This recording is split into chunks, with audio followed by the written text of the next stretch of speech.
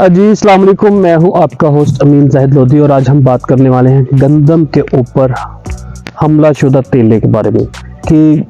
ہم آپ کو گندم کی فصل کے اوپر سٹوں پہ پتوں پہ آج کل تیلا نظر آ رہا ہوگا، جس کو ہم سست تیلا بھی کہتے ہیں، ویٹ ایفڈ بھی کہتے ہیں۔ یہ کس طرح نقصان کرتا ہے، اس کے کنٹرول کرنے کے لیے ہمیں سپرے کرنا چاہیے یا نہیں کرنا چاہیے، اور محکمہ زراعت اس کے سپرے کو روکتا کیوں ہے کہ کاشتکار اس کے اوپر سپرے نہ کریں۔ تو ویڈیو سٹارٹ کرنے سے پہلے جن لوگوں نے ہمارے چینل کو سبسکرائب نہیں کیا ہوا وہ چینل کو سبسکرائب کریں، بیل آئیکن کے بٹن کو پریس کریں تاکہ آنے والی جتنی بھی مفید ویڈیوز ہیں وہ آپ تک پہنچ سکے۔ تو ہم آتے ہیں تیلے کی طرف۔ ویٹ ایفڈ سست تیلا سبزی مائل ہوتا ہے، کچھ جگہ پر آپ کو سیاہ رنگ کا بھی نظر آئے گا جس طرح آپ بیک گراؤنڈ میں دیکھ رہے ہیں، اور اس کے بعد آپ دیکھیں گے کہ یہ جو ہوتا ہے نا ناشپاتی کی شکل کا ہوتا ہے۔ اس کی بیک سائڈ پہ دو لائنیں ہوتی ہیں جو اس کو ہم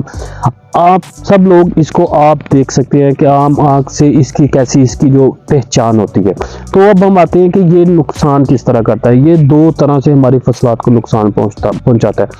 ایک کیا کرتا ہے، اس کے سٹوں سے پتوں سے شگوفوں سے رس چوستا ہے۔ رس چوسنے سے کیا ہوتا ہے کہ آپ کا جو پودا ہے نا وہ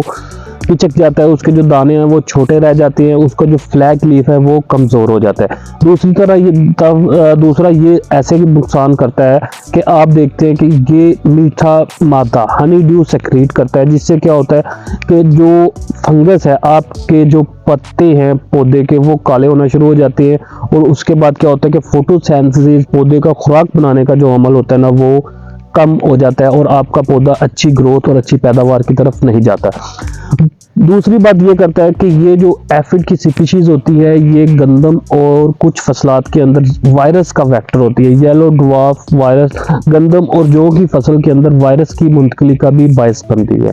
اب آتے ہیں ہم اس کو کنٹرول کیسے کرتے ہیں۔ تو سپرے اس لیے نہیں کہا جاتا اس کا کہ جو ہماری گندم ہے یہ ہم ذات خود بیسک فوڈ ہے، ہم اس کی روٹی کھاتے ہیں، دن میں 2-3 دفعہ کھاتے ہیں۔ اس کو کنٹرول کرنے کے لیے ہمارے پاس فیلڈ کے اندر نیچرل پریڈیٹر جو قدرتی دشمن موجود ہیں، جن میں لیڈی برڈ بیٹل ہے، سرفڈ فلائز ہیں، کرائسوپرل ہے، جو کہ اس ایفڈ کو کھا رہے ہوتے ہیں اور یہ نیچرل قدرتی طور پر اس کو کنٹرول کر رہے ہوتے ہیں۔ سپرے اس لیے نہیں کہا جاتا کہ ہمارے بہت سارے جو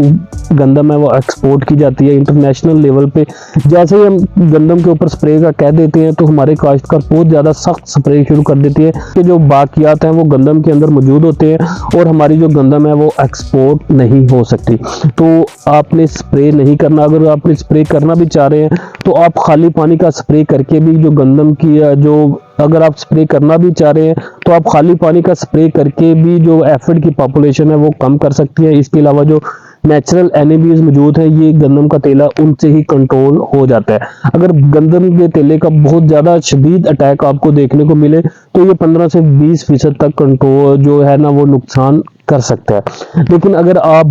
کچھ ایمرجنسی کی صورت میں سپرے کرنا چاہ رہے ہیں، آپ کی گندم کے اوپر جو تیلے کا عملہ بہت زیادہ ہو گیا ہے، تو آپ نے وہ پروڈکٹ استعمال کرنا ہے جس کی PHI بہت کم ہو، پری ہارویسٹ انٹرول کے، جس کا وقفہ برداشت ہے 8 سے 20 دن کے اندر آپ کی جو گندم ہے اس کے اندر سے وہ زہر ہے اس کا اثر ختم ہو جائے گا، تو آپ نے وہ جو پروڈکٹ ہے محکمہ زراعت کے مشورے سے وہ استعمال کرنا ہے۔ آپ نے ایسے کوئی بھی سخت سپرے تیلے کی کنٹرول کے لیے نہیں کرنا۔ جی شکریہ۔